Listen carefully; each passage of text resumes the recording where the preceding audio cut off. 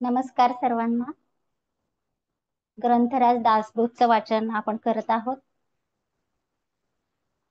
दशक 15वा चाललेला आहे आणि आज समास आपण 7वा वाचणार आहोत.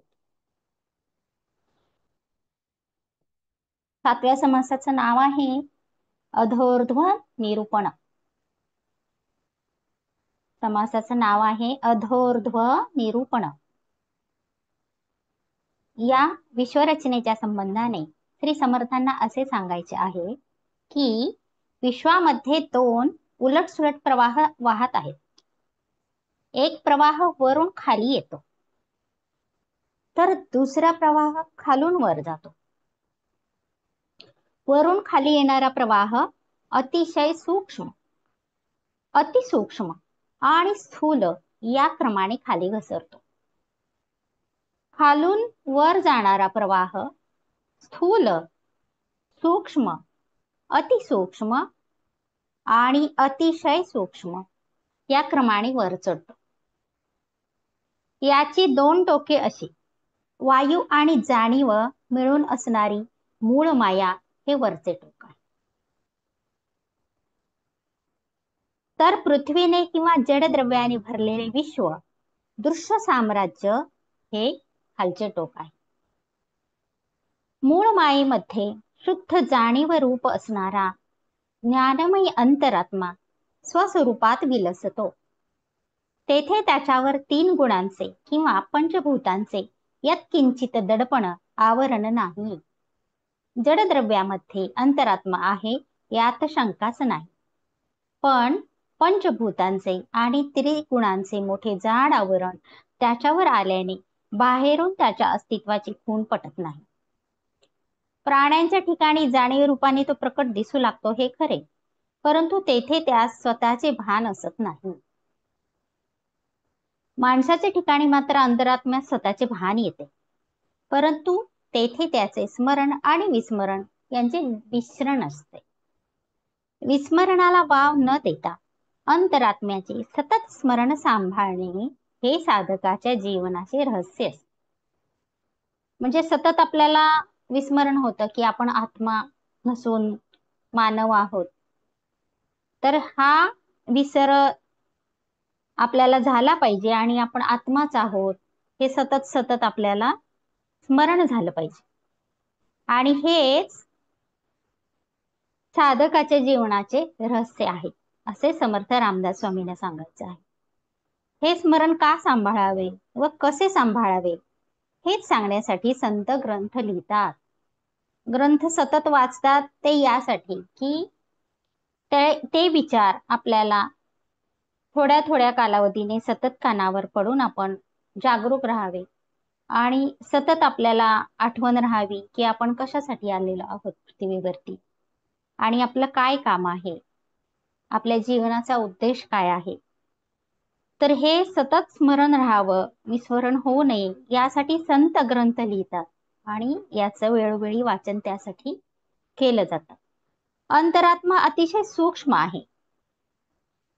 त्याचे सतत स्मरण राहण्यास आपले अंतःकरण तितकेच सूक्ष्म होणे अवश्य असते. श्री समर्थ या समासात सांगतात की विश्वातील सर्व बदलांचे मूळ असणारी मूळ माया स्वतः चंचल व अतिशय सूक्ष्म आहे. तिच्यात असणारी शुद्ध जाणीव हाच षड्गुणैश्वर्य संपन्न ईश्वर होय. ही जी मूळ माया आहे ती अतिशय सूक्ष्म आहे आणि तिच्यात असणारी शुद्ध जाणीव म्हणजे जी काही चेतना आहे, अवेअरनेस आहे, कॉन्शियसनेस आहे, तर हाच षड्गुण ऐश्वर्य संपन्न ईश्वरच होय. वायू संकल्पाला वळण देतो, मग त्रिगुण आणि पंचभूते यांच्यापासून विश्व आकार घेते. एखाद्या वेलीला मुळामध्ये पाने, फुले, फळे वगैरे दिसत नाही. सुरुवातीला वेल लावतो त्यावेळेला त्या वेलीमध्ये, त्याच्या मुळामध्ये पाने, फुले, फळे लपलेली असतात. ते दिसतात का आपल्याला? नाही दिसत. व ती वेली जोराने फोफावते तेव्हा ती सगळी प्रकट होतात. कालांतराने वेली सुकते आणि पाणी मिळाले की पुन्हा जोराने वाढते. विश्वरूपी वेलीचा प्रकार हा असाच आहे. यामध्येही अनंत जीव येतात, जगतात, मरून जातात आणि कालांतराने पुन्हा जन्मास येतात. या वेलीचे मूळ उपटले की जशी ती मरते, त्याचप्रमाणे सूक्ष्मात अतिशय खोल शिरून मूळ मायेपर्यंत पोचल्या वाचून माणसाला जन्म मृत्यूपासून खरी सुटका नाही. स्थूल सांडून सूक्ष्मात प्रवेश करावा. आत्म्यात भेद नसतो, दिसतो. आत्म्यात भेद दिसतो, पण तो वरचा असतो. आपला अंतरात्मा तोच जगताचा अंतरात्मा आहे. सूक्ष्माने सूक्ष्म आकलन होऊ शकते. तुर्या हे खरे शुद्ध स्मरण, तर सुषुप्ती हे विस्मरण होय. विस्मरणाने माणूस एकदेशी होतो. किती सुंदर समास आहे बघा. या समासामध्ये बरीच आपल्याला माहिती मिळते आणि यापूर्वी आपण बरंच वाचन केल्यामुळं आणि डॉक्टर मंगल मॅडम यांनी आपल्याला वेळोवेळी जागृत करून ही सर्व माहिती दिल्यामुळं आपल्याला हे समजायला सोपं जाते. नाही तर तसं हा विषय खूप अवघड आहे. आता इथं जो लिहिलेला आहे की आपला अंतरात्मा तोच जगताचा अंतरात्मा आहे. हेच आपण ध्यानातून करत असतो की आपले मूलाधार तेच पृथ्वीचे मूलाधार, तेच ब्रह्मांडाचे मूलाधार. आपली जी चक्रे तीच पृथ्वीची चक्रे, तीच ब्रह्मांडाची चक्रे. तोच हा इथं विषय आहे की आपला अंतरात्मा तोच जगताचा अंतरात्मा. म्हणजे स्वतःला अतिशय व्याप्त स्वरूपात, विस्तृत स्वरूपात ज्या वेळेला आपण समजतो, आपण अहम ब्रह्मास्मी ही ज्या वेळेला कल्पना करतो, ज्या वेळेला व्हिज्युअलायझेशन करतो, त्यावेळेलाच सूक्ष्माने सूक्ष्म आकलन होऊ शकते. म्हणजे बाह्य जगतापासून आपण स्वतःच्या अंतःकरणावरती फोकस केलं तर आपण सूक्ष्मात जातो आणि या सूक्ष्मामधून आपल्याला अतिशय सूक्ष्म जे काही आहे परब्रह्म त्याचं आकलन होऊ शकतं. असं इथं समर्थ रामदास स्वामींनी छोट्या आपल्याला समजतील अशा उदाहरणांमधून सांगितलेलं आहे. निश्चळ परब्रह्मामध्ये चंचल म्हणून उत्पन्न झालेली मूळ माया विश्वरचना घडून आणते. या विश्वामध्ये जे निरनिराळे बदल आढळतात त्यांचे मूळ ही फक्त मूळ मायाच आहे. निश्चळ परब्रह्मामध्ये ही चंचलपणाने व अतिसूक्ष्मपणाने राहते. मूळ माया ही जाणीवेची बनलेली असते. मूळ परब्रह्मामध्ये जो पहिला संकल्प झाला तो जाणीव रूपच आहे आणि तेच मूळ मायेचे स्वरूप समजावे. समस्त ऐश्वर्य, धर्म, यशस्वी, ज्ञान आणि वैराग्य हे 6 गुण ज्याच्या ठिकाणी आहेत त्या ईश्वराची ओळख येथेच घडते. म्हणजे जसे षड्रिपू टाकून दिले, काम, क्रोध, लोभ, मद, मोह, मत्सर ही आपली प्रगती होते, तसेच हे जे 6 गुण दिलेले आहेत इथं समर्थ रामदास स्वामी सांगतात, समग्र ऐश्वर्य, धर्म, यशस्वी, ज्ञान आणि वैराग्य हे गुण ज्याच्या ठिकाणी आहेत त्याला ईश्वराची ओळख इथंच आपल्याला पृथ्वीवरतीच घडते. प्रकृती पुरुष, शिवशक्ती, अर्धनारी, नटेश्वर अशी आणखी त्यास काही नावे आहेत. या ईश्वराची नावं काय दिलेली आहेत? प्रकृती पुरुष, शिवशक्ती, अर्धनारी, नटेश्वर. पण या सर्वांचे मूळ जगज्योतीच होय. मूळ संकल्प जो प्रकट झाला तेव्हा निश्चळामध्ये चंचल निर्माण झाले. निश्चळ सद्वस्तूला चंचलपण आले. संकल्पामध्ये असणारी चंचलपण आणण्याची शक्ती तोच वायू. वायू हा त्रिगुण आणि पंचभूते आणतो.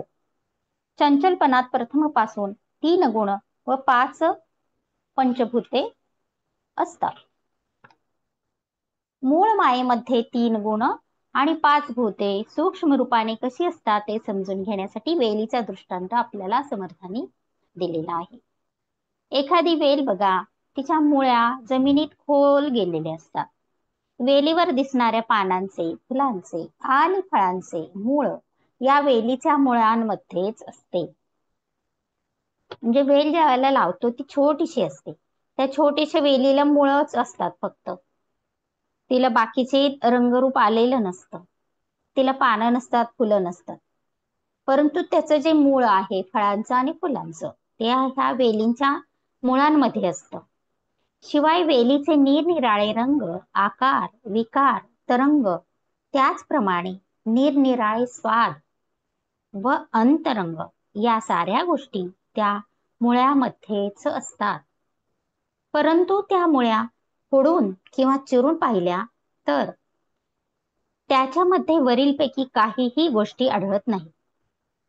वेलीची जसजशी वाढ होत जाते तसतशा त्या गोष्टी आपोआप प्रकटपणे दिसू लागतात. वेली डोंगराच्या कड्यांवर उगवते आणि खाली तोंड करून भूमीच्या दिशेने जोराने वाढते. अशा रीतीने फोफावून अखेर जमिनीवर येते. मूळ मायेचा प्रकार अगदी तसाच आहे, हे ओळखावे. पाने, फुले आणि फळे यांचे मूळ सूक्ष्मपणे वेलींच्या मुळात असते. त्याचप्रमाणे 3 गुण आणि पंचभूते दोन्हीही अगदी सूक्ष्म रूपाने मूळ मायेत असतात, असं आपल्याला इथं दृष्टांतामध्ये समजावलेलं आहे. याबद्दल अनुभवाने खात्री करून घ्यावी. इथं हे महत्वाचं वाक्य आहे की याबद्दल अनुभवाने खात्री करून घ्यावी. आणि हे माहिती ज्ञान आपल्याला संत देतील, सर्वजण देतील, परंतु अनुभव मात्र हा आपला आपण घ्यायचा आहे. आणि हे जरी लिहिलेलं असलं तरी त्याची खात्री मात्र स्वतःची स्वतः करायची आहे.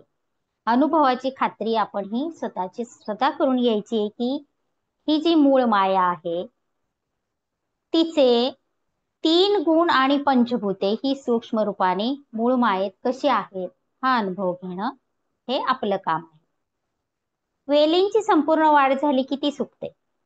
कालांतराने पुन्हा ती उगवते, फोफावते आणि सुकते, असे चक्र चालू राहते. पण त्या वेलीचे मूळच उपटून टाकले की मग ती पुन्हा उगवत नाही. मायेचे तसेच आहे. तिचे मूळ कायम आहे तोपर्यंत जन्म मरणाचे चक्र चालू राहते. परंतु आत्मज्ञानाने ते मूळच उपटले की जन्म मृत्यू अटतात. म्हणजे हा मानवी देह जो जन्म मृत्यूंमध्ये अडकलेला आहे, वासनांमध्ये अडकलेला आहे, इच्छांमध्ये अडकलेला आहे, तर यासाठी ज्ञान घेऊन आत्मज्ञान होणं गरजेचं आहे. आणि त्यासाठीच आपण या प्लॅटफॉर्मला वेगवेगळे ग्रंथ वाचन चालू आहे. आणि मॅडमनी तर आपल्याला वेळोवेळी शिकवलेलंच आहे सगळं, परंतु त्याला उजाळा देणं, आधार देणं, त्याला काही ठोस उदाहरणं देणं, यासाठी या वेळोवेळी आपल्याला सर्व ग्रंथ जे आजपर्यंत वाचले गेले त्याच्यामध्ये दाखले असे मिळालेले आहेतच की जन्म मरणाच्या चक्रातून बाहेर पडण्यासाठी आत्मज्ञान मिळवणं आणि स्वतःच स्वतः जागरण करणं किती महत्वाचं आहे. मूळ मायेचा वेल सारखा वाढत राहतो. अनेक प्रकारचे बदल होऊन तो शोभू लागतो. बदलात पुन्हा बदल होऊन वेलीचा विस्तार कल्पनेबाहेर वाढतो. त्याला निरनिराळ्या फांद्या फुटतात. त्या एकमेकांना गुंतून त्यांची झुंबाडे बनतात. त्या फांद्यांची अनेक टोके विश्वामध्ये पसरली आहेत. काही फळे पडतात पण लगेच नवीन फळे धरतात. फळांचे हे होणे जाणे सतत चालू राहते. एखादा वेल वाळला तर पुन्हा तेथे दुसरा वेल उगवतो. अशा रीतीने आतापर्यंत कितीतरी वेल उगवले आणि सुकले. पाने झडतात व पुन्हा फुटतात. फुलांना व फळांना हाच नियम लागू पडतो. या क्रियेमध्ये अक्षरशः असंख्य जीव जगतात. म्हणजे हे मूळ मायेचं उदाहरण आहे. पुढे सबंध वेल करपून जातो, मग मुळापासून तो पुन्हा वाढतो. हा सगळा विचार माणसाने विश्वरचना प्रत्यक्ष पाहून समजून घ्यायला पाहिजे. वेलांचे मूळ खणून काढले, बाहेर काढले स्वानुभवाच्या ज्ञानाने. या वेलास निर्मूळ केले तर मग वेलांचे वाढणे आपोआप थांबते. मग हे निर्मूळ करणं कोणाचं काम आहे? त्या साधकाचं काम आहे की त्या वेलाला मूळ खणून त्याला निर्मूळ केलं तरच आपण ह्या जन्ममरणाच्या फेऱ्यातून बाहेर पडू शकतो. आरंभी मुळात बीजावस्था, अखेर पर्यवसान बीजावस्था, मध्ये बीजाची जळरूप अवस्था, असा या विश्वामधील घटनांचा स्वभाव सर्व ठिकाणी पसरलेला आढळतो. बीजापासून ज्या गोष्टी उत्पन्न होतात त्याच्यावरून मुळात काय होते ते सांगता येते. ज्याच्यातून जे निर्माण होते ते त्याच्यामध्ये विनाशायास लीन होते. विश्वामधील 3 गुण आणि पंचभूते यांच्या पसाऱ्यावरून मूळ माया कशी असावी याची कल्पना आपणास येते. शिवाय हे दृश्य विश्व अखेर विनाशायेस मूळ मायेमध्ये लय पावते. सामान्य अज्ञानी जीव मरतो, जन्मास येतो व पुन्हा मरतो. अशा जन्म मरण्याच्या त्याच्या येरसाऱ्या चालू राहतात. परंतु जो आत्मज्ञानी पुरुष असतो त्याला अशा खेपा घालाव्या लागत नाही. यासाठी अवेअरनेस किती महत्वाचं आहे, आत्मज्ञान जागृत करणं किती महत्वाचं आहे, हे समर्थ रामदास स्वामी या वेलीच्या उदाहरणामधून सांगत आहे. आत्मज्ञानी पुरुषाला जन्ममरण उरत नाही, पण हेच म्हणत असता त्याला आत्मज्ञान संपादन करण्यासाठी साधना करावी लागते, यात शंका नाही. वास्तविक प्रत्येकाच्या अंतरी आत्मज्ञान आहे, पण ते आहे ही गोष्ट सर्वांना कळत नाही आणि यासाठी साधनाच करावी लागते. आत्मस्वरूपाचे भान असो वा नसो, प्रत्येक प्राणी त्याच्या प्रकाशात जगतो. ते स्वरूप सूक्ष्म असल्याने आपण सूक्ष्म बनवून ते ओळखले पाहिजे. प्रकाशाचं स्वरूप कसं आहे, सूक्ष्म आहे आणि आपण सूक्ष्म बनूनच त्या प्रकाशापर्यंत पोहोचलं पाहिजे. ते स्वरूप जसे आपल्यामध्ये आहे तसेच जगदांतरी आहे. देहाचे भेद वरवरचे नसतात. सूक्ष्म स्वरूपातला प्रकाश जसा आपण ध्यानामध्ये बघू शकतो तसाच तो प्रकाशही जगदांतरी आहे, म्हणजे संपूर्ण ब्रह्मांडामध्ये आहे. अनंत बसणाऱ्या आत्मज्ञानाच्या प्रकाशामध्ये सर्व जीव आपापले कर्म करतात, परंतु त्या ज्ञानाची जाणीव त्यांना नसते. ते ज्ञान प्रकटपणे दिसत नाही. त्याला बिचारे अज्ञानी लोकांनी काय करावे? त्याच्या प्रकाशानेच आपण इंद्रियाचे भोग भोगतो. त्याच्या वाचून काही घडत नाही. त्या ज्ञानाचे भान होण्यास स्थूलाचा त्याग करून सूक्ष्माच्या क्षेत्रात शिरणारा व व्यापक बनणारा मनुष्य लागतो. आपल्या अंतर्यामी जे स्वरूप आहे तेच स्वरूप जगाच्या अंतर्यामी भरलेले आहे. प्राण्याच्या शरीराचे आकार केवळ निरनिराळे दिसतात. माणसाला असे वाटते की एका बोटाची वेदना दुसऱ्या बोटाला कळत नाही. हात पाय वगैरे निरनिराळे अवयव आहेत, त्यांना हाच नियम लागू आहे. एका अवयवाचे दुःख जर दुसऱ्या अवयवाला कळत नाही तर आपल्याला दुसऱ्यांचे शरीर दुःख अनुभवणे कसे शक्य आहे? या कारणाने दुसऱ्याचे अंतःकरण नीट ओळखता येत नाही. या आक्षेपाला आता उत्तर देतात. पाणी एकच असते. एकाच पाण्यावर सगळ्या वनस्पती जगतात आणि वाढतात. त्या वाढतात तेव्हा त्यांच्या फांद्या, पाने, टोके यांच्यात भेद आढळतो. त्यापैकी आपण जी तोडतो तेवढीच सुकतात, बाकीची टवटवीत राहतात.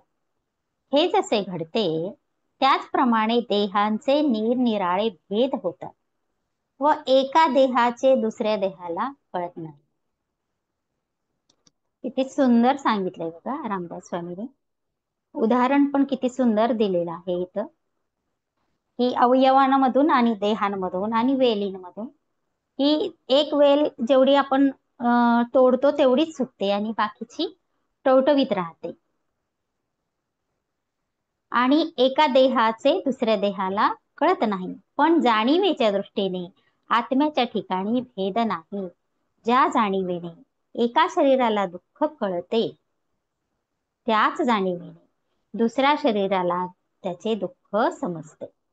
म्हणजे इथं ही करुणा फार महत्वाची आहे आणि करुणा जागृत झाली की करुणा हा गुण जागृत झाला, हृदयाचे गुण विकसित झाले की एका शरीराचे दुःख दुसऱ्या शरीराला ते समजते.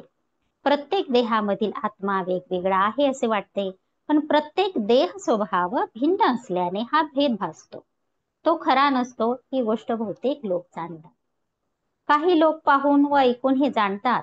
शहाणे लोक अंतरंगाची परीक्षा करून ते जाणतात. चतुर माणूस गुप्तपणाने कोणास कळू न देता हे सगळे समजून घेतो. जो चतुर पुरुष पुष्कळांचा सांभाळ करतो, जो पुरुष लोकांचे अंतःकरण वश करून घेतो, जो चतुरपणाने सगळे काही माहीत करून घेतो. लोक आधी मनात काय आहे ते पाहतात आणि मग विश्वास ठेवतात. सर्व लोक अशा पद्धतीनेच वागतात. खालच्या प्राण्यांना सूक्ष्मात शिरण्याची शक्तीच नाही. म्हणजे आपण जे मानवी देहात आलो त्यावेळेला आपल्याला ही शक्ती आली, त्यावेळेला ही जाणीव आली, त्यावेळेला आपली चेतना वाढली आणि म्हणून आपण सूक्ष्मात जाऊ शकतो. मग हे सतत मानवाला सांगणं का गरजेचं आहे की मानवी देह, मानवी जन्म हा अतिशय महत्वाचा आहे आणि या जन्मातच आपल्या शारीरिक अवयवांच्या माध्यमातून, बुद्धीतून, चेतनेतून, हृदयाची ताकद वापरून आपण सूक्ष्मात जाऊ शकतो. इतर प्राणी हे करूच शकत नाही. खालच्या प्राण्यांना सूक्ष्मात शिरण्याची शक्तीच नाही. माणसामध्ये ती आहे, परंतु त्याला सूक्ष्माचे विस्मरण स्वाभाविकपणे घडते. म्हणून माणसाने स्मरण आणि विस्मरण यांचे मिश्रण आढळते. स्मरण अखंडपणे टिकवणे हा परमार्थाचा अभ्यास. आपल्याला का हे रोजचं वाचन किंवा रोजचे कार्यक्रम सतत सतत का ठेवायचे? तर मानवाचा असा स्वभाव आहे की विस्मरण होतं वेळोवेळी. तर ते विस्मरण होऊ नये आणि सातत्य राहावं, ज्ञानाचं सातत्य राहावं. कारण ते थांबलं की लगेच मनुष्य स्वभाव हा चंचल आहे, पाहिलंय आपण. तर ह्या चंचल स्वभाव लगेच दुसरीकडे त्याचं मन वळवू शकतं. तर या परमार्थाकडं कायम मन राहावं, याचं ज्ञान विज्ञान समजून घ्यावं, यासाठी सातत्यानं आपल्या मॅडमनी हे कार्यक्रम चालू ठेवलेले आहेत. स्मरण अखंडपणे टिकवणे हा परमार्थाचा अभ्यास होय. स्मरणानंतर आपल्याला विस्मरण घडते हा आपला प्रत्यक्ष अनुभवच आहे. आपण ठेवलेली वस्तू विस्मरणाने आपल्यालाच सापडत नाही. आपलेच आपल्याला स्मरत नाही. आपण बोललेले आपल्याला आठवत नाही. आपल्या मनात अनंत कल्पना उठतात. त्या सगळ्या स्मरणात राहणे शक्य नसते. असे हे चंचळ चक्र विचित्र आहे. काही ठिकाणी सरळ तर काही ठिकाणी वाकड्या गतीने ते फिरते. रंक असो वा इंद्र असो, त्याची अवस्था स्मरण आणि विस्मर यावरच अवलंबून असते. स्मरण म्हणजे देव, विस्मरण म्हणजे दान. कॉन्शियसनेस मध्ये किती राहणं महत्वाचं आहे. म्हणजे आपली बुद्धी चेतना जागृत जितकी असेल तर स्मरण म्हणजे देव आणि विस्मरण अवेअरनेस मध्ये राहिलं पाहिजे. म्हणजे स्मरणात कायम राहिलं पाहिजे. स्मरण म्हणजे देव आणि विस्मरण म्हणजे दानव आणि स्मरण आणि विस्मरण यांचे मिश्रण म्हणजे मनुष्य प्राणी. यामुळे दैवी संपत्ती आणि आसुरी संपत्ती हे दोन प्रकार जगात आढळतात. विचाराने जगांमध्ये त्याची प्रचिती मनाने घ्यावी. विवेक चालवून विवेक कसा असतो ते जाणावे. त्याचप्रमाणे आपल्या आत्म्याने दुसऱ्याचा आत्मा ओळखावा. आपण आत्मस्वरूप होऊन आत्म्यास ओळखावे. आरशामध्ये दिसणारा डोळा आपल्या डोळ्यांनीच पाहावा लागतो. आपला एक डोळा दुसऱ्या डोळ्याला पाहू शकतो का? नाही. तर हे आपलाच डोळा आरशामध्ये आपल्याच डोळ्यांनी आपल्याला पाहावा लागतो. तसा हा प्रकार. किती सुंदर छान उदाहरण दिलंय बघा, की आरशामध्ये दिसणारा डोळा आपल्या डोळ्यांनीच पाहावा लागतो. ज्याप्रमाणे स्थूलाने स्थूल खाजवावे त्याप्रमाणे सूक्ष्माने सूक्ष्म समजून घ्यावे. सूक्ष्माची खूण सूक्ष्मानेच अंतर्यामी बनवून घ्यावी. आपल्या विचारावरून दुसऱ्याचा विचार काय आहे तो जाणावा.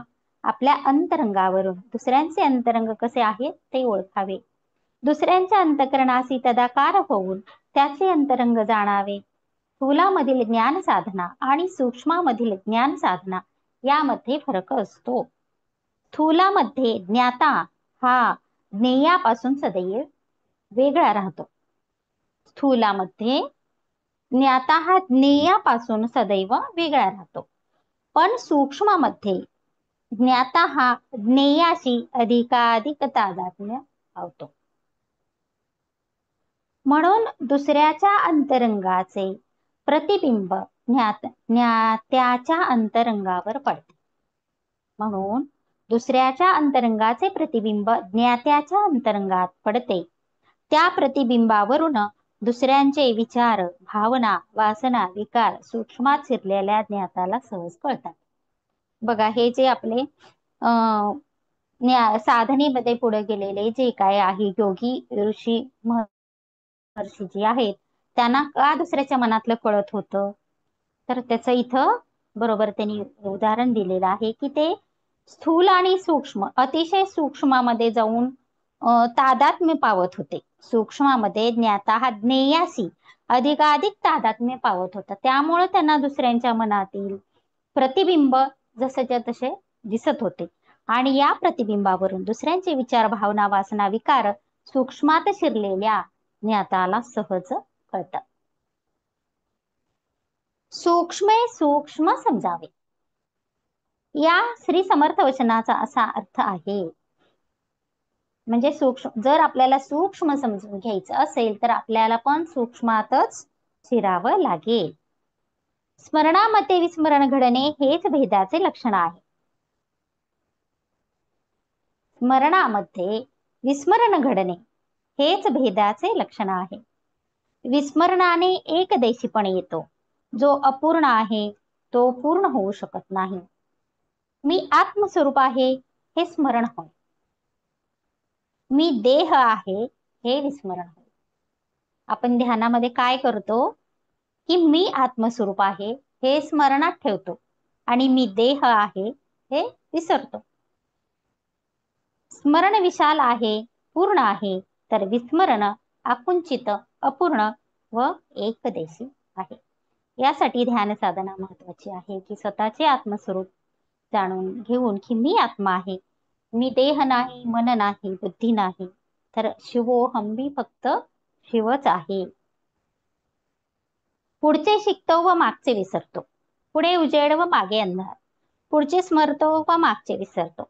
माणसामध्ये स्मरण व आणि विस्मरण यांचे मिश्रण असल्याने त्याची अवस्था ही अशी असते. ज्ञान आणि अज्ञान यांचे विचित्र मिश्रण त्याच्या ठिकाणी आढळते. समजते पण उमगत नाही. बऱ्याच जणांची अशी अवस्था आहे की आपली साधना तर आपल्याला फार करावी वाटते, परंतु मध्येच विस्मरण होतं. पण हे विस्मरण होऊ नये म्हणून आपल्या ग्रुपशी सतत जोडले राहू, त्याच्यावरती जे काय येते त्याच्या सानिध्यात सतत राहून सातत्यानं त्याचा पाठपुरावा केला तर आपण एकाच गतीनं पुढे जाऊ शकतो आणि मग खंड पडत नाही, विस्मरण होत नाही. समजते पण उमजत नाही, कळते पण वळत नाही, बोलता येते पण कृती घडत नाही, इत्यादी परिणाम वरील मिश्रणाचेच आहेत. बघा, म्हणजे स्वामींनी सांगितलेलं आहे पूर्वीच की सगळ्यांचीच अवस्था आहे स्मरण आणि विस्मरण, पण आपणच ती टिकवून ठेवली पाहिजे. स्मरणात जर कायम राहायचं असेल तर त्याच्यामध्ये सातत्य ठेवणं हे आपल्या हातात आहे. तुर्या ही ज्ञानमय अवस्था स्मरण रूप जाणावी, तर सुषुप्ती ही अज्ञानमय अवस्था विस्मरण रूप जाणावी. माणसाच्या शरीरात या दोन्ही अवस्था आहेत.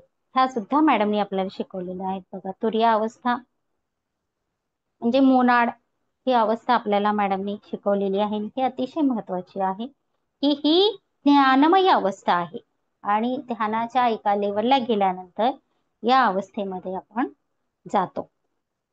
आणि सुषुप्ती ही अज्ञानमय अवस्था विस्मरण रूप जाणावी.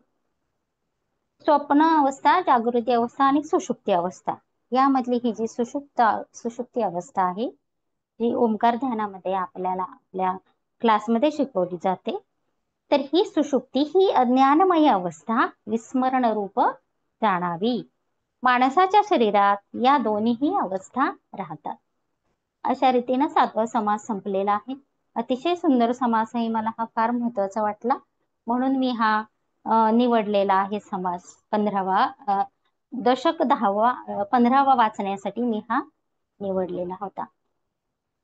यानंतर 8वा समास आहे सूक्ष्म जीव निरूपण.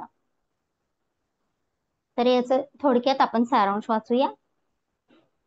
काही समजतंय का? आपण जो 7वा समास सुंदर वाचलेला आहे त्यातले काही शंका आहेत का?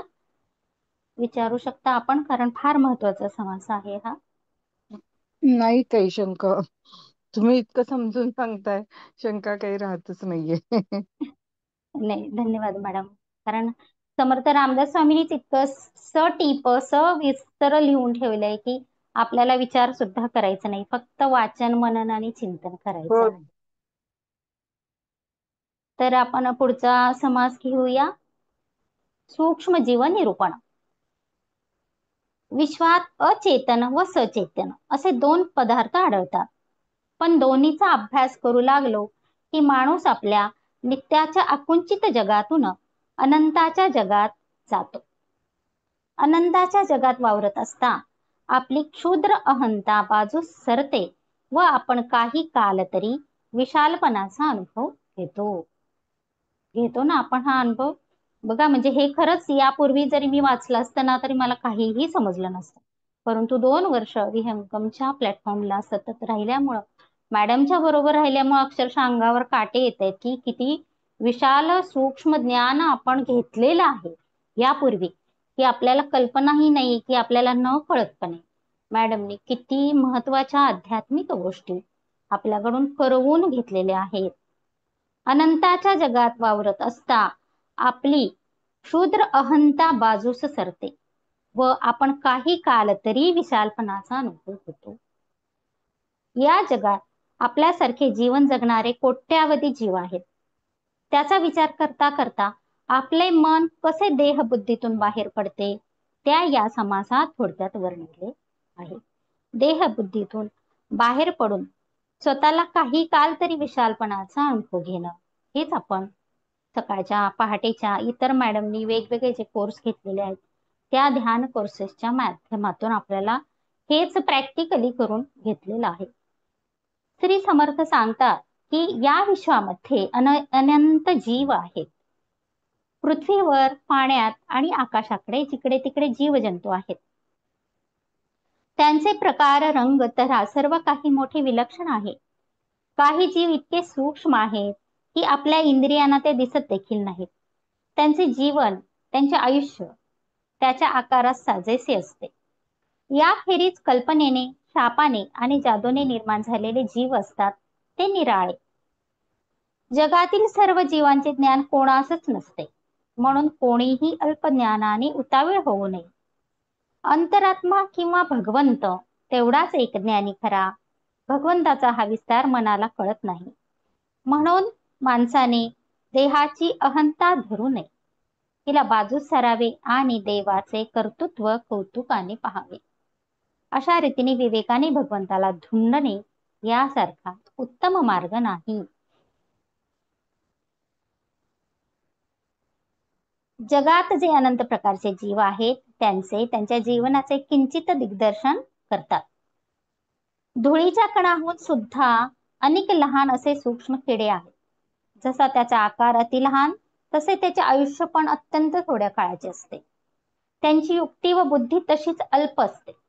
अनेक प्रकारचे जीव असतात, साध्या डोळ्यांनी ते दिसत नाहीत, पण त्यांच्यामध्ये देखील अंतःकरण, मन, बुद्धी, चित्त, अहंकार या प्रकार पंचकाचे सूक्ष्म अस्तित्व असते. जीव जरी छोटा असला तरी सुद्धा त्या छोट्या जीवाला अंतःकरण, मन, बुद्धी, चित्त, अहंकार या पंचकाचे सूक्ष्म अस्तित्व असते. त्यांचा जीव केवढाच असतो, पण त्यांच्या पुढे त्यांचे ज्ञान असते. त्यांची इंद्रिये व इंद्रिय भोग तसेच असतात. परंतु ही अत्यंत सूक्ष्म शरीरे कोणी नीट विवरण समजू घेत नाही. ते किडे इतके लहान असतात की त्यांना मुंगी देखील प्रचंड मोठी आहे असे वाटते. जणू काय हा एखादा हत्ती चालला आहे इतका तिचा आकार त्यांना मोठा वाटतो. आणि आपल्या दृष्टीने मुंगी इतकी लहान आहे की मुंगीस माणसाच्या मुताचा पूर अशी आपल्यात म्हण आहे. मुंगीच्या शरीरा एवढे शरीर असणारे लहान मोठे जीव तर असंख्यच आहेत. या सगळ्यांमध्ये जीवाचा मालक तो अंतरात्मा, तो वास करतो. एकंदरीत अशा किड्यांची संख्या फार मोठी आहे. सूक्ष्म जीवाचं निरूपण कसं केलेलं आहे बघा समर्थ रामदास स्वामी. एकंदरीत अशा किड्यांची संख्या फार मोठी आहे, जिकडे तिकडे दाटपणे पसरले आहे. पण जो माणूस अतिशय कष्टाळू आणि जिज्ञासू आहे तोच याचे निरीक्षण करून ज्ञान संपादन करतो. निरनिराळ्या नक्षत्रावर निरनिराळ्या प्रकारचे किडे आहेत. माणसाला त्याची कल्पना येत नाही. पृथ्वीवरील किडामुंगीच्या मानाने ते पर्वतासमान वाटतात. त्याच मोजमापाने त्यांचे आयुष्य पण दीर्घ वाटते. पक्ष्यांच्या समुदायामध्ये काही अतिशय लहान तर काही अतिशय प्रचंड आढळतात. साप आणि मासे असे अगदी लहान आकारापासून अतिशय प्रचंड आकारापर्यंत आढळतात. मुंगी अगदी लहान असते. तिच्यातून आरंभ करून पाहिले तर पुढच्या प्राण्यांचे देह एकाहून एक मोठे आहेत. आपण जर नीट निरीक्षण करून विचार केला तर त्यांची मनोरचना कळून येते. प्राण्यांचे नाना तऱ्हेचे रंग, निरनिराळे वर्ण, त्यांच्या जीवनाचे नाना तरंग आणि हालचाली, काही प्राण्यांचे सुंदर रंग तर काहींचे घाणेरडे रंग, अशी सगळी माहिती सांगणे शक्य नाही. काही प्राण्यांचे शरीर मोठे, मऊ, नाजूक असते तर काहींचे कठीण, कडक असते. हे सगळे प्राणी जगदीश्वराने किंवा अंतरात्म्यानेच निर्माण केले आहेत. काहींचे देह तर सोन्यासारखे चकाकतात. बहिरंगाचे अनेक भेद आढळले तरी प्राण्याच्या अंतर्यामी अंतरात्मा खेळतो. हे जरी असे बाहेरचे वेगवेगळे रंग जरी आढळले, वेगवेगळे आकार, रंग वगैरे आढळले, तरी प्रत्येकाच्या अंतर्यामी अंतरात्मा हा खेळतो.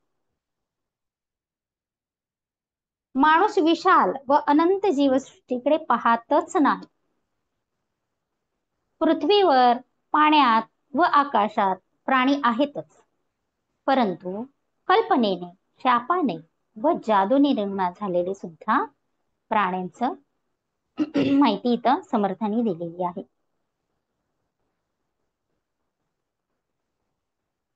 आपण जे प्राणी पाहतो त्यांच्यात खाण्यापिण्याचे, शरीर रचनेचे, आवाजाचे आणि गुणांचे भेद दिसतात, यात शंका नाही.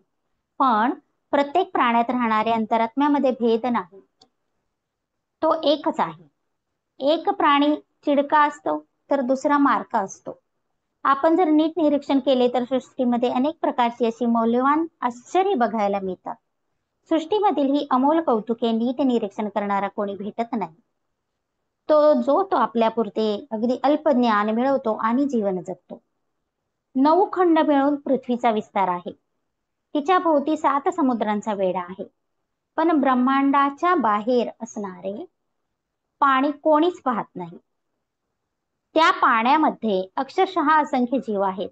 या प्रचंड विशाल जीवांची स्थिती कोणास ठाऊक नाही. जेथे पाणी असते तेथे जीव असतात, हा तर उत्पत्तीचा मूळ स्वभाव आहे. या तत्वाचे रहस्य फार खोल आहे. पृथ्वीच्या पोटात पुष्कळ प्रकारचे पाणी असते. त्या पाण्यामध्ये जीव आहेत, अनेक प्रकारचे लहान मोठे पदार्थही आहेत. त्याचे ज्ञान कोणाला नसते. काही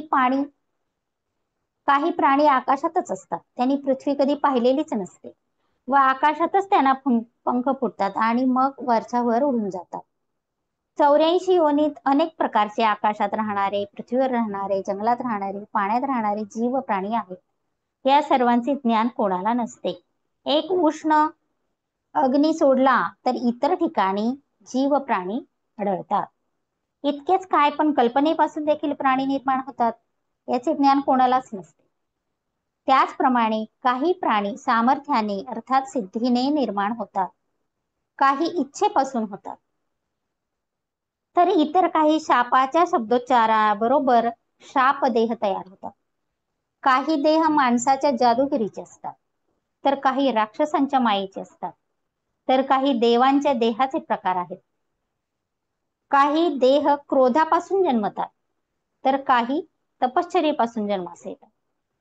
काही उशापाने शापदेह टाकून मूळचा देह विसरतात. भगवंताचे कर्तृत्व असे विलक्षण आहे, ते सगळे वर्णन करणे शक्य नाही. माया मोठी विचित्र आहे, तिच्या योगाने हे सगळे घडून येते. मायेचे सार करणे खरोखर मानवी बुद्धीला अगम्य आहे. मायेचे सारे करणे खरोखरच मानवी बुद्धीला अगम्य आहे. एका अंतरात्म्यालाच म्हणजे भगवंतालाच फक्त या सगळ्या गोष्टीचे खरे ज्ञान असते. पण जरा ज्ञान झाले की अहंता पापिणी माणसाला झपाटते.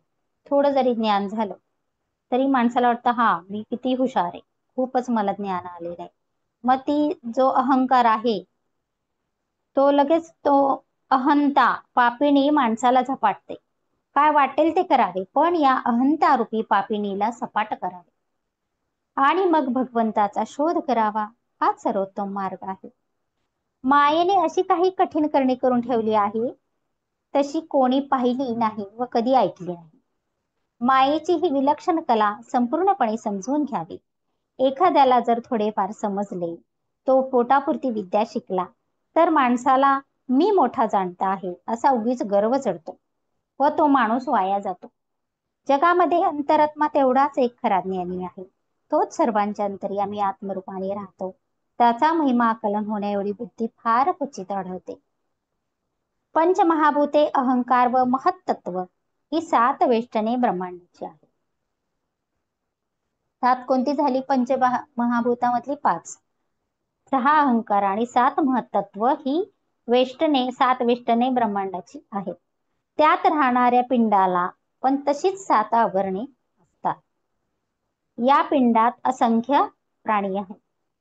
आपण हे जे 7 देह अवस्था ज्या समजलेल्या आहेत तेच इथं सांगितलेलं आहे. आपल्या देहात राहणारे प्राणी आपल्याला कळत नाही, तर मग अवघ्या विश्वामध्ये राहणारे प्राणी कळणे कसे शक्य आहे? अल्प ज्ञानामुळे माणसे उतावळी होतात हेच खरे. अणुरेणूसारखे जे अतिशय लहान पदार्थ व जीव आहेत त्यांच्या दृष्टीने आपण माणसे म्हणजे जणू काय विश्वा एवढे विराट पुरुष आहोत. त्यांच्या हिशोबाने आपले आयुष्य देखील अतिशय दीर्घ आहे. अणुरेणू समान सूक्ष्म जीवाच्या वागण्याच्या रीती आणि वागण्याचे नियम पुष्कळ प्रकारचे आहेत. त्या सर्वांचे ज्ञान कोणासच नसते. परमेश्वराची करणी खरोखर मोठी विस्मरकारक आहे. माणसाला आपल्या बुद्धीने तिची कल्पना येणे शक्य नाही. असे असून सुद्धा अहंता पापीने माणसाला पछाडते, त्याला अगदी वेढवून टाकते. आपली अहंता बाजूस सारून भगवंताच्या अनेक करणींचे मनन चिंतन करावे. माणसाचे आयुष्य फार अल्प आहे. आयुष्य अल्प आणि देह क्षणभंगूर असताना माणूस निष्कारण गर्व धारण करतो. शरीर पडायला मुळीच वेळ लागत नाही. हा देह घाणेरड्या जागी जन्म घेतो आणि घाणेरड्या रसाने पोसला जातो. अशा या देहाला थोर म्हणून त्याचा अभिमान बाळगतात. त्याला काहीच अर्थ उरत नाही. घाणेरडे, क्षणभंगून, निरंतर व्यथेने आणि काळजीने झपाटलेले असे हे शरीर लोक उगीच वेडेपणाने त्याला थोर म्हणतात. शरीर काय आणि ऐश्वर्य काय, सारा 2 दिवसाचा खेळ आहे. आरंभी आणि अखेर सगळी फजिती असते. कपड्या लत्त्यांनी झाकपाक करून लोक उगीच मोठेपणा मिरवतात. देह जिवंतपणी कितीही झाकला तरी अखेर तो उघडा पडतोच. त्याची दुर्गंधी जिकडे तिकडे पसरते. म्हणून जो कोणी विवेकाने विशाल बनतो, देह बुद्धीतून बाहेर पडतो, तोच खरा धन्य होय. उगीच शब्दजालात गुरफटू नये. या अहंकाराचा पुंडपणा अगदी मोडून काढावा. विवेकाने भगवंताचा शोध घ्यावा. हे उत्तमात उत्तम आहे.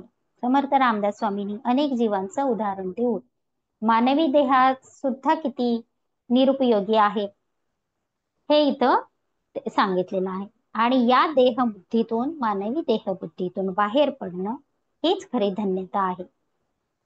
अशा रीतीने 8वा समास संपलेला आहे. 9वा समास आहे पिंडोत्पत्ती निरूपण. तर या समासाचं सार आपण वाचूया. चारी खाणीमधील सारे जीव प्राणी पाण्यापासून निर्माण होतात. उदाहरणार्थ बीजाला पाणी मिळाले की ते अंकुरते व पुढे पाण्यानेच वाढते. त्याच्या मुळ्या खाली वाढतात. पुढे त्याच क्रमाने पाने, फुले, फळे येतात. फळात तेच बीज असते. या क्रमात वडील कोण बघितले तर असे दिसते. फळांच्या आधी फुले, फुलांच्या आधी पाने, पानांच्या आधी फांद्या, फांद्यांच्या आधी मुळ्या, मुळ्याच्या आधी पाणी, पाणी आटून पृथ्वी बनते. मग पृथ्वीपेक्षा वडील कोण झालं? वडील म्हणजे श्रेष्ठ. पृथ्वीपेक्षा वडील कोण झालं? पाणी झालं. पाण्यापेक्षा वडील कोण? श्रेष्ठ कोण? तेज. म्हणजे कशातून निर्माण झालं? वडील म्हणजे पाणी कशातून निर्माण झालं? तेजातून निर्माण झालं. तेजापेक्षा वडील वायू आणि वायूहून वडील अंतरात्मा होय. माणसाच्या देहाची उत्पत्ती अशीच रसापासून म्हणजे पाण्यापासून होते. अर्थात सर्व पिंडांना अंतरात्मा हा वडील आहे. त्याला ओळखावे, कारण त्याला न ओळखणारे तेच दूरात्मे समतात. तो सतत निकट असून माणूस त्यास चुकतो. अंतरात्म्याशी अनन्य झाले की प्रकृतीचा स्वभाव पालटू लागतो. ज्याच्या अंतःकरणात तो वडील अंतरात्मा जागा झाला त्यालाच भाग्यपुरुष म्हणणे योग्य आहे. असा पुरुष आपला व्यवसाय करीत असून देखील ध्यानभंग होऊ देत नाही. विश्वव्यापी अंतरात्म्याची उपासना केल्याने ती उपासना विश्वव्यापी बनते. हीच उपासना अखेर दृश्याच्या पलीकडे नेली सोडते. किती गहन अर्थ या दोन वाक्यांमध्ये आहे बघा. विश्वव्यापी अंतरात्म्याची उपासना केल्याने ती उपासना विश्वव्यापी बनते. म्हणजे आपल्या अंतरात्म्यानं आपल्याच अंतरात्म्याची उपासना केली, कारण तो अंतरात्मा, आपला अंतरात्मा हाच विश्वव्यापी आहे. या विश्वव्यापी अंतरात्म्याची उपासना केल्याने ही आपली ही उपासना विश्वव्यापी बनते, म्हणजे ब्रह्मांड स्वरूप बनते. किती व्यापकता आहे बघा या गोष्टीमध्ये. आणि हीच उपासना अखेर दृश्याच्या पलीकडे नेऊन सोडते. आपल्याला जे काही आता या आयामामध्ये 2 डोळ्यांनी दिसतं तेवढंच दृश्य आहे, त्याही पलीकडे जग आहे. आणि ते जर बघायचं असेल तर या अंतरात्म्याची उपासना विश्वव्यापीपणे मोठ्या भव्य स्वरूपामध्ये व्यापकतेनं स्वतःला लहान न समजता अहम ब्रह्मास्मी या स्वरूपानं जर आपण केली, मी आत्मा आहे, मी ब्रह्म आहे, या कल्पनेनं जर आपण उपासना केली तर आपली उपासना ही विश्वाचं रूप घेते. आणि हीच उपासना अखेर दृश्याच्या पलीकडे नेऊन सोडते. जीव प्राण्यांचा जन्म जीवनातच होतो हे सांगून मानवी शरीर पाण्यापासून कसे कसे वाढत जाते याचे वर्णन प्रथम रामदास स्वामी करत आहेत.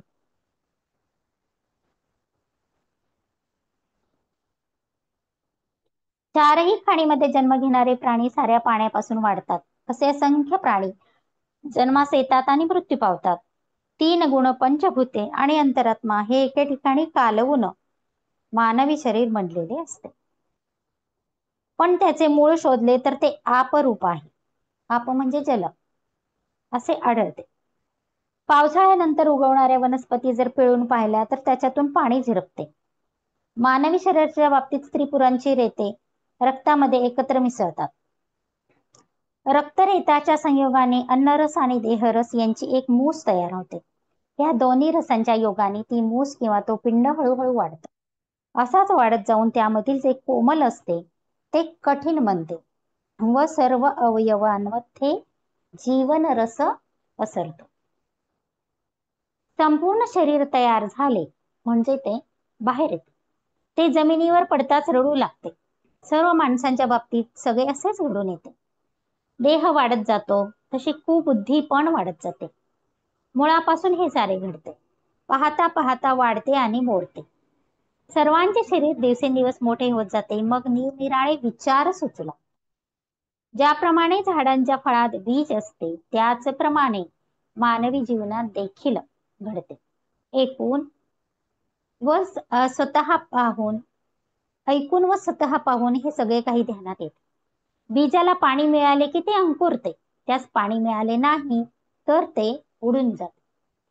पाणी व माती यांचे मिश्रण झाले म्हणजे बीजाला उत्तम असते.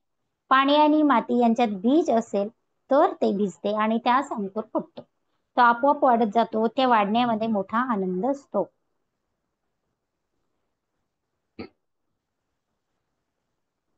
मुळ्या जमिनीत धावतात तर फांद्यावर डोलतात.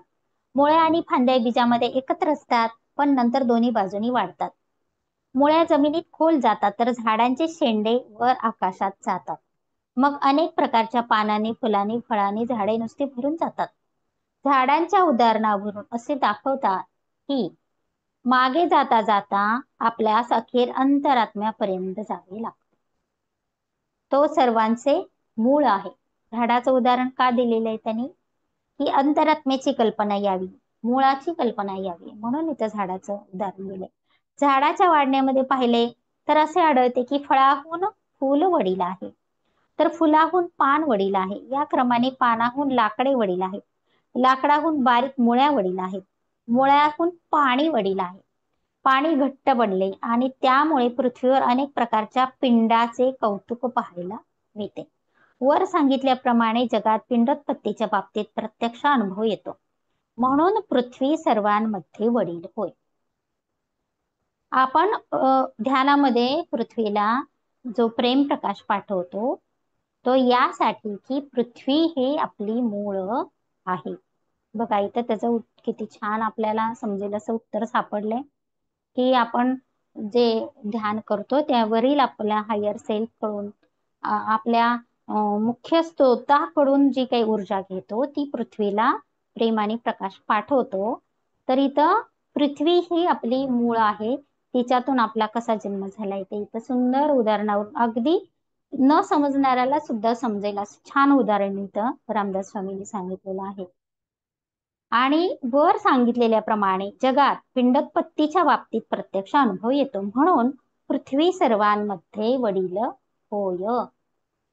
म्हणून या सृष्टीमध्ये पृथ्वीपेक्षा आप श्रेष्ठ किंवा वडील आहे. पाण्याहून अग्नी श्रेष्ठ आहे, अग्नीहून वायू श्रेष्ठ आहे आणि वायूहून अंतरात्मा स्वाभाविकपणे श्रेष्ठ आहे. असं इथं पंचमहाभूतांचं महत्व दिले आहे.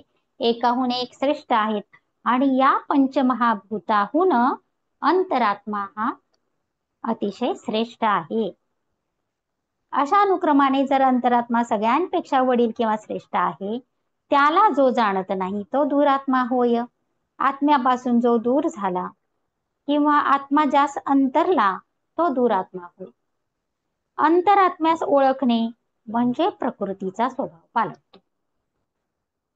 अंतरात्म्यास ओळखले की प्रकृतीचा स्वभाव पालटतो.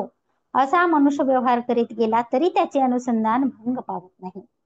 अंतरात्मा जागा होणे हे भाग्य लक्षण आहे. अंतरात्म्याची उपासना विश्वव्यापी बनते. मग तीच उपासकाला पलीकडे नेऊन परब्रह्मात विलीन करते.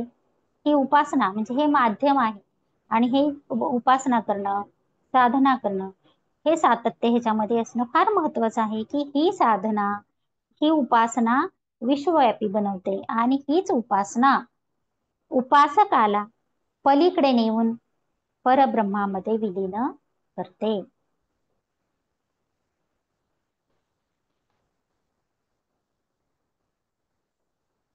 अंतरात्म्याच्या सत्तेने सर्व कर्मे चालतात. त्याच्या कृपेने माणूस उपासक बनतो. त्याच्या अनुभवाने कित्येक माणसे ज्ञान संपन्न होतात. नाना शास्त्रे आणि नाना मते ही अखेर अंतरात्म्यातूनच प्रकट होतात. नियमित आणि अनियमित तसेच व्यवस्थित आणि अव्यवस्थित हे प्रकार ज्याच्या त्याच्या कर्मानुसार घडतात. सगळ्यांना मूळ प्रेरणा अंतरात्म्याची असते. अंतरात्म्याच्या प्रेरणेने व सत्तेने सारे काही घडते ही गोष्ट खरी आहे. पण त्यापैकी आपल्याला जे योग्य घेण्यासारखे असेल तेच आपण घ्यावे. आपली ताकद पाहून पातळी ओळखून आपण वागावे हे केव्हाही चांगले. कर्ममार्गामध्ये आवाहन आणि विसर्जन असे पूजा विधान सांगितलेले आहे. आवाहन म्हणजे आमंत्रण किंवा बोलावणे आणि विसर्जन म्हणजे निरोप देणे. येथपर्यंत पूर्वपक्ष झाला. आता पुढे सिद्धांत वर्णन आहे.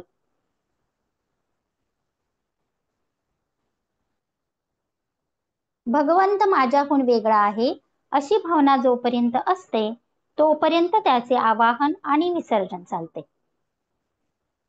हे उपासनेचे क्षेत्र असते. परंतु भगवंताहून मी वेगळा नाहीच ही भावना झाली की आवाहन आणि विसर्जन आटोपते.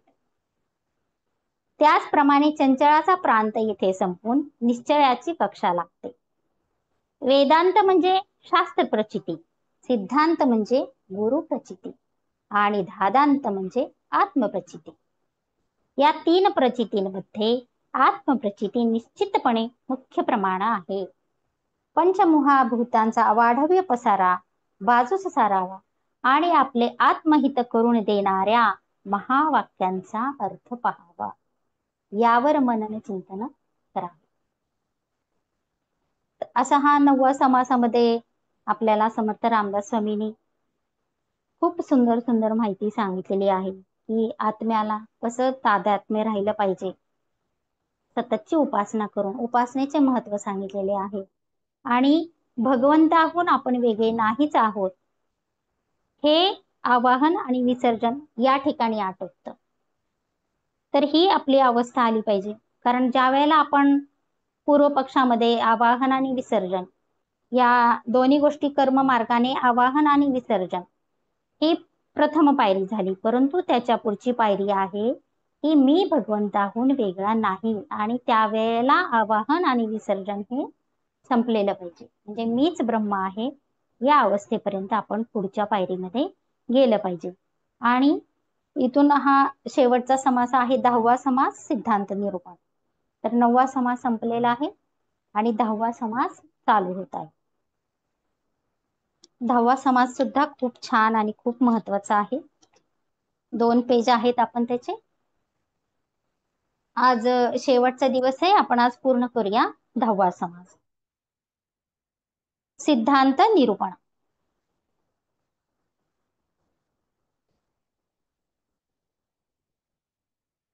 श्री समर्थांसारख्या ज्ञानी भक्तांचे असे एक मोठे वैशिष्ट्य असते की ते स्वतः मोठे उपासक असतात आणि प्रसंगी उपासनेचे महत्त्व सांगताना वहावत जातात. परंतु ते लगेच उपासनेची मर्यादा प्रतिपादन केल्यावाचून राहत नाहीत. येथे असे आढळले, गेल्या समासामध्ये अंतरात्म्याचे थोर महत्त्व सांगून त्यांच्या उपासनेचा मोठाच गौरव केला. परंतु हा सारा पूर्व पक्ष आहे, सिद्धांत हा पुढेच आहे असेही सुचवले. या समासात सगळा अद्वैताचा अनुभव वर्णिलेला आढळतो. श्री समर्थ सांगतात की विवेकाने चंचळ मागे टाकून निश्चळाची धारणा करावी, म्हणजे साधकाला आपल्या आतमध्ये आपोआप सगळे कळते. ज्ञानाच्या वृत्तीचे शोधन होत जाते आणि अखेर वृत्तीची निवृत्ती होते. हे शब्द संत ज्ञानेश्वरांच्या पण ओव्यांमध्ये आलेले आहेत बघा. वृत्तीची निवृत्ती, त्याच्या वृत्तीचे शोधन होत जाते आणि अखेर वृत्तीची निवृत्ती होते. प्रथम अज्ञान जाऊन ज्ञान येते, मग ज्ञानाने विज्ञान बनते. तेथे निरंजनाची अखंड भेटी घडते. अंतरात्म्याचा शोध करता करता चंचळ निश्चळ बनते, म्हणजे वृत्ती शून्य अवस्था येते. म्हणजेच मनाचे उन्मन होते. तेथे देवभक्तपणा उरतच नाही. चंचळात राहणारा साधक चंचल हाताशी धरून साधन करतो, म्हणून चंचळाच्या चक्रातून बाहेर पडणे त्याला दुरापास्त होते. अशा वेळी श्री सद्गुरू त्यांच्यावर शक्तिपात करून चंचळाच्या प्रवाहामधून बाहेर पडण्याची सोय करून देतात. समर्थ रामदास स्वामींनी सुद्धा शक्तिपाताचं महत्व सांगितलेलं आहे आणि गुरुचं महत्व सांगितलेलं आहे की ज्या साधकाला साधना आपली चालू ठेवायची किंवा या चंचळामधून मुक्त व्हायचे, तर या चंचळातच राहून अचंचळाकडे जर जायचं असेल तर शक्तिपात सद्गुरूंनी जर केला, अशा वेळी श्री सद्गुरू त्याच्यावर शक्तिपात करून चंचळाच्या प्रवाहातून बाहेर पडण्याची सोय करून देतात. व पुढचा प्रवास मात्र ज्या त्या साधकाला करायचा असतो, सुरुवात ही गुरु करून देतात. अशा वेळी श्री सद्गुरू त्याच्यावर शक्तिपात करून चंचळाच्या प्रवाहातून बाहेर पडण्याची सोय करून देतात. काम, क्रोध, लोभ वगैरे 6 विकार टाकून जो आत्मनात्म विचारात राहतो तो संन्यासी समजावा.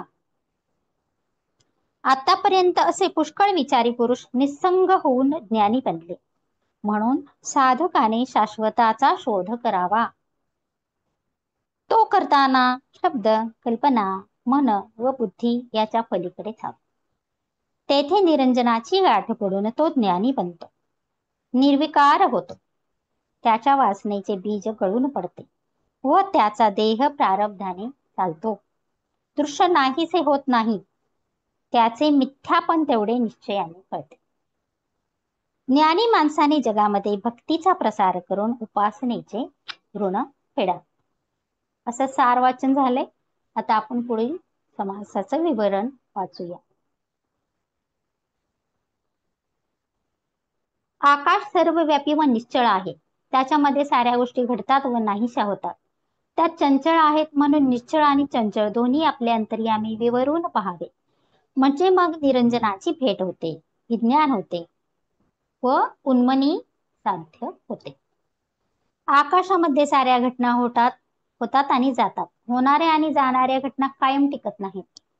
निश्चळामध्ये चंचळाचे अनेक प्रकार असेच होतात आणि जातात. ते कायम टिकत नाहीत. अगदी दाट अंधार भरला तर आकाश काळे झाले असे वाटते. सूर्याच्या किरणांनी तेच आकाश पिवळे झाले असे वाटते. अतिशय कडक थंडी पडते तेव्हा आकाश थंड झाले असे वाटते. उष्णता भडकली तर तेच आकाश अगदी वाळले असे वाटते. अशा रीतीने जे जे काही वाटते ते ते आकाशामध्ये झाले आणि गेले. पण ते आकाशाप्रमाणे कायम टिकले असे कधीच होत नाही. शुद्ध जाणीव ही सर्वोत्तम वस्तू आहे. ती ओळखून जर स्वस्थपणे पाहिले तर असे आढळते की आकाशाचा भास होत नाही. जो जो भास होतो तो तो मिथ्या असतो. पाणी व्यापक बनते, वायू व्यापक बनतो, आत्मा अतिशय व्यापक बनतो. एकूण एक तत्व अंतर्यामी व्यापकपणे अनुभवास येते. मग जे चंचल ते आणि जे चंचल नाही ते सगळे आपल्या अंतर्यामीच कळते. मनन चिंतनाने माणसाला ते अंतर्यामी स्पष्ट होते. निरंतर चिंतन करता करता अखेर निवृत्तीपदाला माणूस पोहोचतो. तेथे स्वरूपाची अखंड भेट होते. एकदा भेट झाली की मग कधीही ताटातूट होत नाही.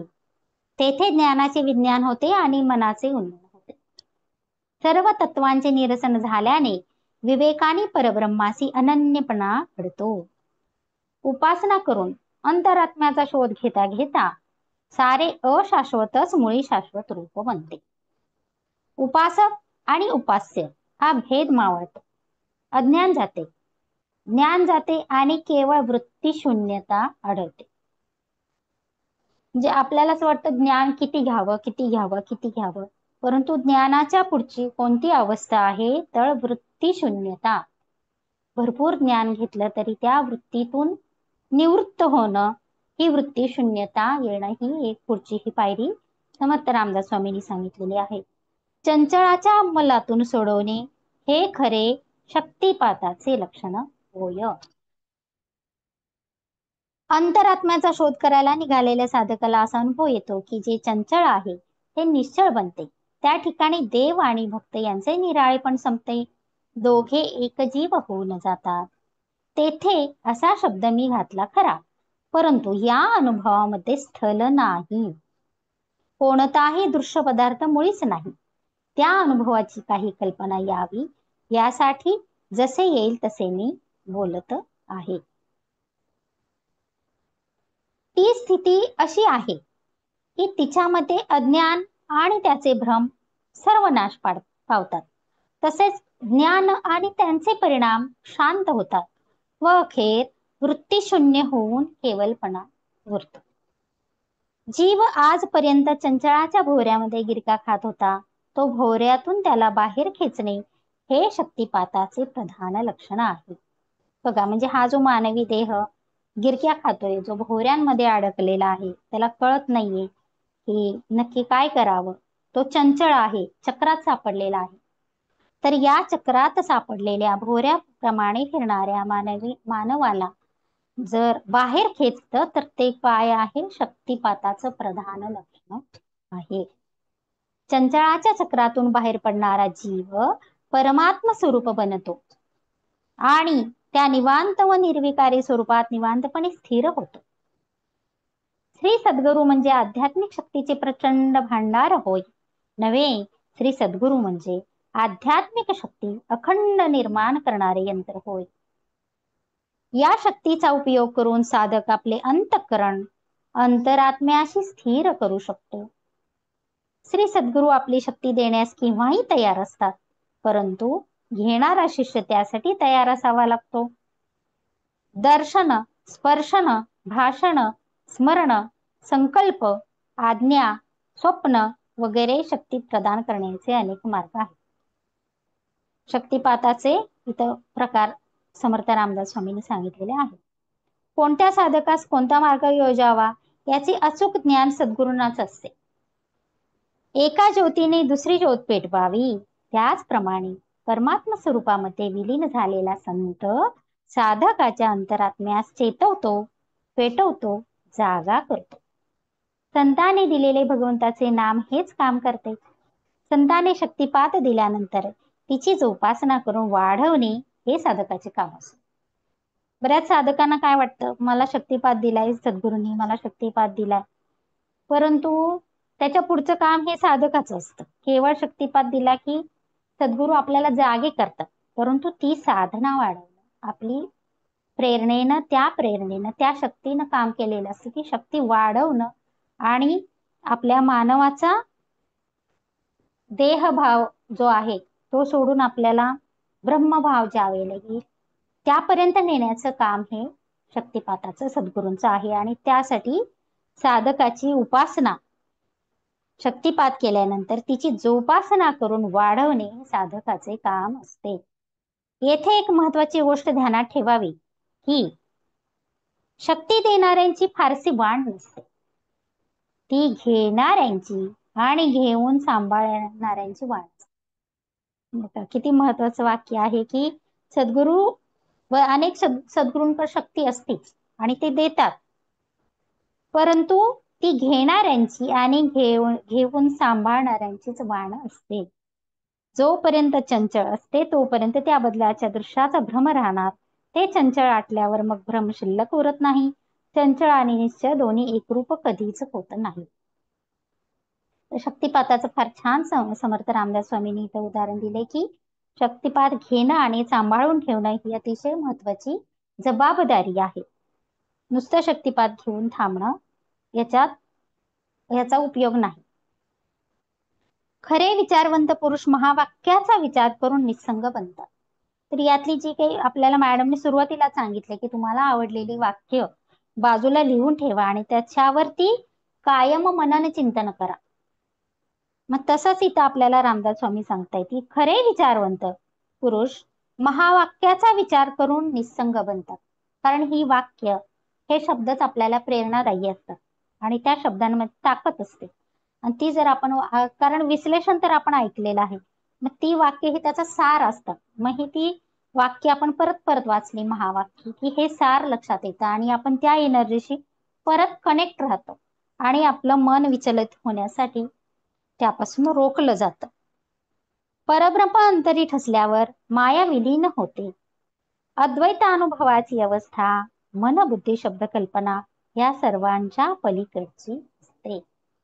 ही जी अद्वैत अनुभवाची अवस्था आहे ती मन बुद्धी शब्द कल्पना या सर्वांच्या पलीकडची असते.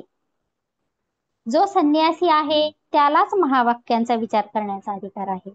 ईश्वरी कृपा ज्याच्यावर असते असा भाग्यवान पुरुष देखील महावाक्यांचा विचार करू शकतो. मनातील सहाही विकार जो सोडतो तो खरा संन्यासी होय. खरे विचारवंत पुरुष सगळे संन्यासीच समजावे. आपली साधना करावी तेवढी आपल्या उपयोगास खात्रीने येते यात शंका नाही. एकदा जगाचा मालक प्रसन्न झाल्यावर मग उगीच कल्पना करीत कोणी बसत नाही. असो, जे विचारवंत आहेत त्यांना हा विचार समजतो. ज्या विचारवंत पुरुषाला हे समजले ते सगळे निस्संगच बनले, गलिताभिमानी झाले. देह बुद्धीचे जे उरले ते देहाभिमानाला चिकटून बसले, देहाभिमानाला सांभाळून राहिले. जेथे लक्ष पोहोचत नाही असे अलक्षी ब्रह्म मनाला व्यापून राहिल्यावर मायारूप पूर्वपक्ष नाहीसा होतो. वासनेच्या अनुराधाने असणारा व अंतर्यामी साक्षी रूपाने राहणारा तोही नाहीसा होतो. आकाश आणि पाताळ ही दोन नावे एका अवकाशाचीच आहे. यामध्ये भेद उत्पन्न करणारा दृश्याचा पडदा गेला की केवळ एक सलग अवकाश उरतो. मुळात सारा अवकाश एकच आहे, अखंड आहे. उपाधीकडे पाहून मन त्यामध्ये खंड पाडते. ती उपाधी नाहीशा झाल्यावर तेथे शब्दांचा व्यवहारच सहन होत नाही. परमात्मा आकाशासारखा अखंड व निराभास आहे. तो शब्दांच्या व कल्पनेच्या पलीकडे आहे. मन व बुद्धी यांना अगोचर आहे. आपल्या अंतर्यामी वारंवार विचार करून हे समजावे. सतत चिंतन करीत गेल्याने अशा गोष्टी कळू लागतात. मग चिंतन मनन हे यासाठी महत्वाचं आहे की सतत या गोष्टीचं जर चिंतन आपण करत गेलो तर त्या गोष्टी कळू लागतात. मग आपणास जेवढे कळेल तेवढे व्यर्थ आहे असे अनुभवायला येते. मला कळले असे वाटते तोपर्यंत ते खरे कळलेले नसते. हा विषयच अवघड आहे. तो कसा सांगावा, कोणत्या प्रकारे सांगावा हे समजत नाही. जो शाश्वत शोधित जातो तो निर्विकारी एकरस होऊन ज्ञानी बनतो. शाश्वत सत्याचा शोध जो घेतो, जो खरा शोधक असतो, जो संशोधक असतो, तो स्वतःच्या आतीमध्ये अंतर्यामी सतत स्वतःच संशोधन, स्वतःच खोदन करत जातो. ही शाश्वत काय आहे, सत्य काय आहे, मी कोण आहे, मी जन्माला काय आलोय आणि माझ्या जन्माचे रहस्य काय आहे, माझं कर्माचं जन्माचं रहस्य काय आहे, हे जो सतत शोधत जातो, शाश्वत सत्याचा जो शोध घेत जातो, तो निर्विकारी एकरस होऊन ज्ञानी बनतो. त्याचा देह प्रारब्धाने वावरतो. त्याच्या वासना दग्धबीज होतात, म्हणजे जळून जातात. तरी पण ज्ञानी पुरुषाने जगात भक्तीची वाढ करावी. स्वानुभवाचा प्रकार असा आहे. महावाक्यांतील शब्दांचा जो अर्थ, तो वाच्यांश, तो नीट शोधून पाहिला. महावाक्यातील शब्दांचा जो अर्थ आहे तो वाच्यांश आहे, तो नीट शोधून पाहिला. मी ब्रह्म आहे असा त्याचा अर्थ कळला. त्याचे सतत मनन चिंतन करीत गेल्याने अनुसंधान लागले.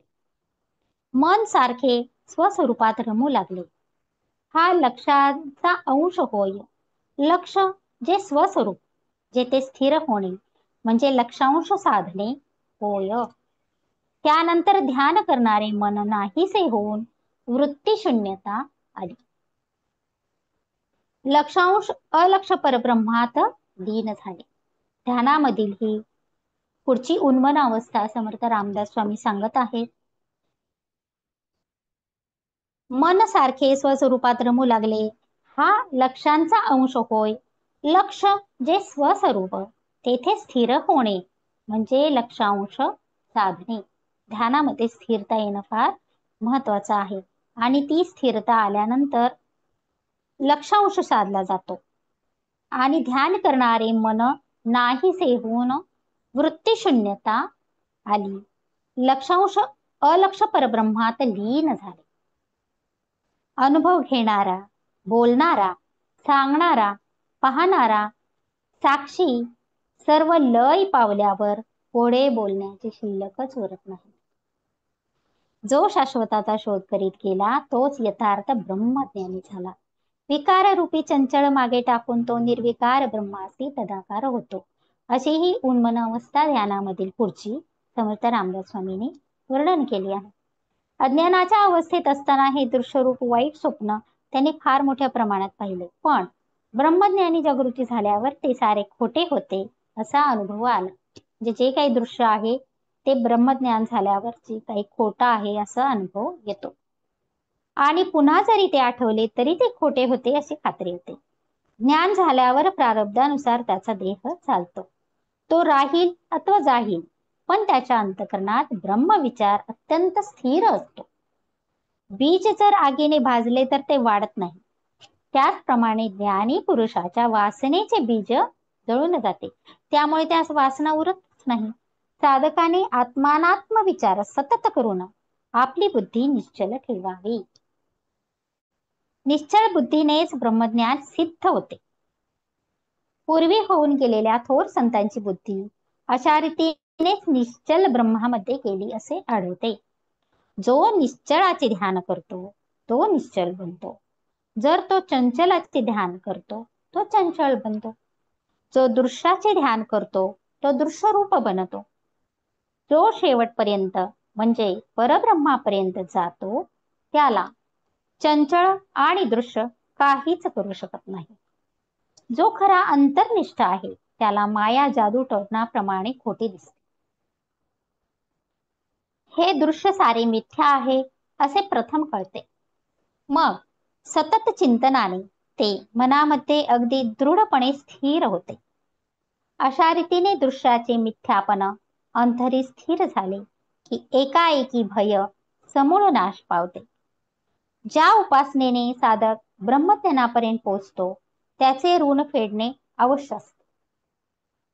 जगात भक्तीचा प्रसार करून ते ऋण ज्ञानी माणसाने फेडावे. बघा, म्हणजे दृश्याचे मिथ्यापण अंतरी स्थिर झाले की एकाएकी भय समूळ नाश पावते आणि ज्या उपासनेने साधक ब्रह्मज्ञानापर्यंत पोहोचतो त्याचे ऋण फेडणे आवश्यक आहे.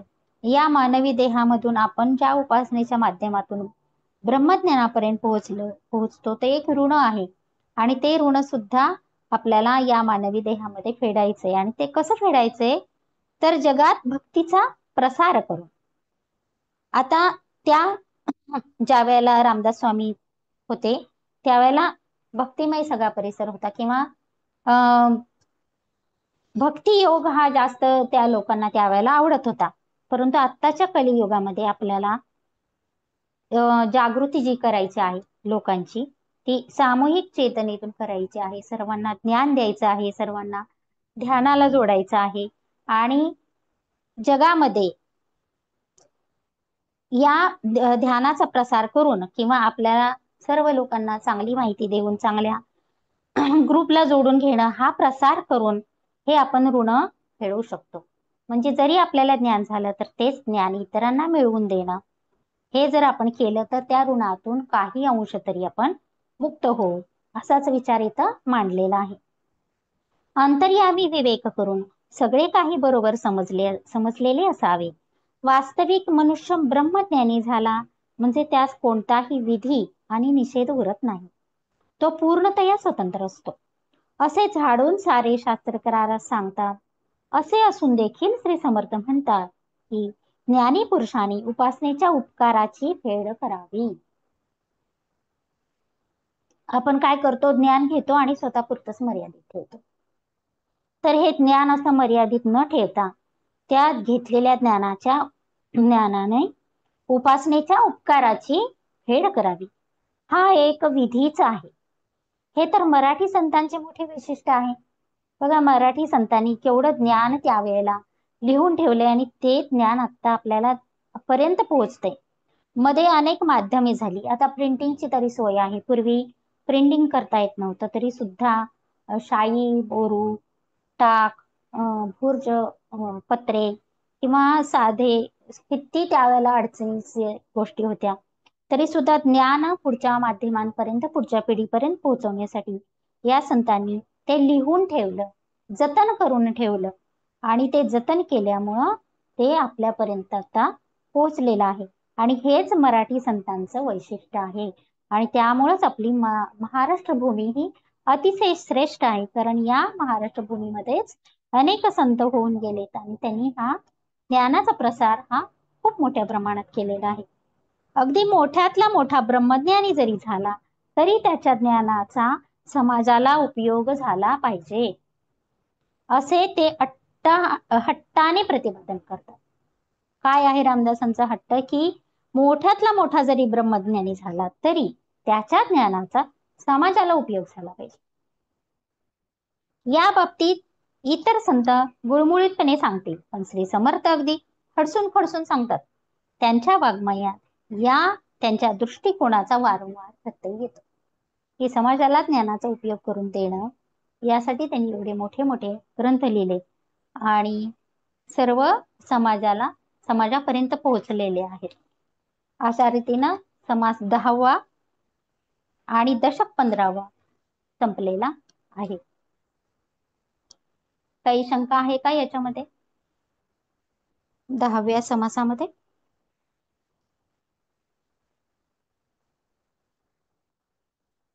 नाही काय, छान सांगितलं हा, तुझ्याकडून. धन्यवाद मॅडम. खूपच सुंदर रामदास स्वामींनी. असं वाटतं किती वाचू आणि किती. हो ना, मला तेच वाटतं की म्हणजे एकही ओळ सोडू नये, असं इतकं हो, सगळं छान त्यांचं आहे. प्रत्येक गोष्ट त्यांनी खूपच सहजपणे सोप्या भाषेत सांगितलेली आहे. अज्ञानी माणूस सहज ज्ञानी होईल अशी ही सोपी भाषा आहे. ज्ञानी माणूस तर हो सहज ना, समजून आणि जाईल, विषय पण तरी किती येते काय, म्हणजे प्रचंड खूप ज्ञानाचा भांडार आहे. खूप बारकावे आहेत खूप. म्हणजे संसार न करता त्यांनी इतके बारीक सारीक वर्णन हो कसं हो. केलं असेल याचं आश्चर्य वाटतं. डोंगरावरती राहून तपश्चर्या करून त्यांना मानवी जीवनातले एवढे सगळे बारकावे हो माहित. ना. उद्यापासून कोण घेत आहे? मी घेणार आहे उद्या ओके 17वा समाज. हा, हो. एक ओके तीन ओके मॅडम. 3 ते 4 दिवस कसे लागतील तसे. हो हो चालेल. हा, अशा हो हो मॅडम. चालेल. धन्यवाद मॅडम. धन्यवाद सर्वांचे. आपल्या ग्रुप कॉन्शियसनेसचे धन्यवाद, आपल्या ग्रुपचे धन्यवाद. डॉक्टर मंगल मॅडम यांचे खूप खूप धन्यवाद. मलाही त्यांनी संधी उपलब्ध करून दिली या आपल्या प्लॅटफॉर्मला सुंदर ग्रंथाचं वाचन करण्याचं मला पण समाधान खूप मिळालं. जर काही चुकलं असेल तर ते माझं असेल, त्याबद्दल क्षमा असावी. आणि जे काही चांगलं आहे ते ग्रंथराज दासबोधमधील आपण ज्ञान संपादन करावं.